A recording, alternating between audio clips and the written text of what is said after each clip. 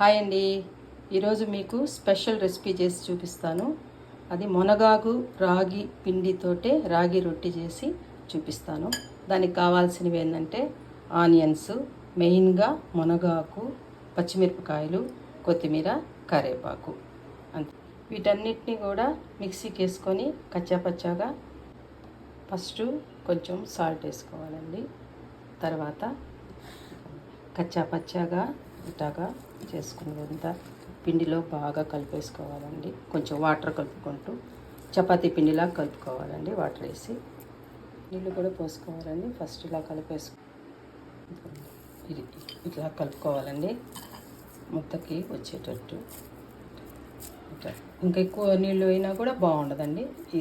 ఇదే పాకంలో కలుపుకోవాలి. ఇట్లాగా క్యారీ బ్యాగులు ఉంటాయి కదండి, ఒక కవర్ తీసుకొని కొంచెం నూనె వేసేసి ఈ పిండి ముద్దను, ఈ రాగి పిండిని ఇట్లాగా ముద్దగా తీసుకొని ఇట్లా స్ప్రెడ్ చేసుకోవాలండి.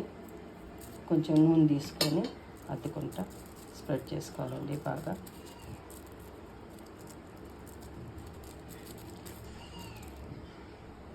కొంచెం పలచగా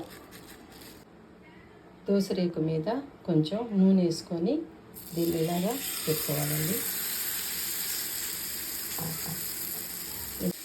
బాగా కాల్చుకోవాలండి రెండు పక్కల. ఇలాగ కూడా అనుకోవచ్చు, దాన్ని బాగా కాలుతుంది. ఇదిగోండి బాగా కాలిపోయిందండి రాగి రొట్టి. వేడి వేడి రాగి రొట్టి, వేడి వేడి రాగి రొట్టి అండి.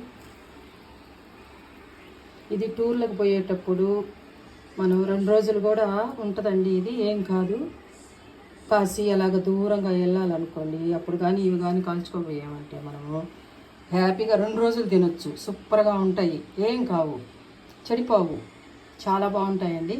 ఇదిగోండి నేను గార్నిష్ చేశాను. బాగుందా రాగి రొట్టి?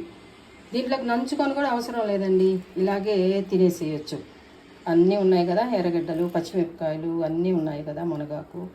మునగాకు ప్లేస్లో ఏదైనా వేసుకోవచ్చు. మనం సొరకాయ తురుము వేసుకోవచ్చు, క్యారెట్ తురుము వేసుకోవచ్చు, ముల్లంగి తురుము వేసుకోవచ్చు. చాలా రకాలు ఉన్నాయండి వీటిలో, ఏ ఎట్టాగైనా చేసుకోవచ్చు మనం. ఓకే అండి, నచ్చితే లైక్ చేయండి.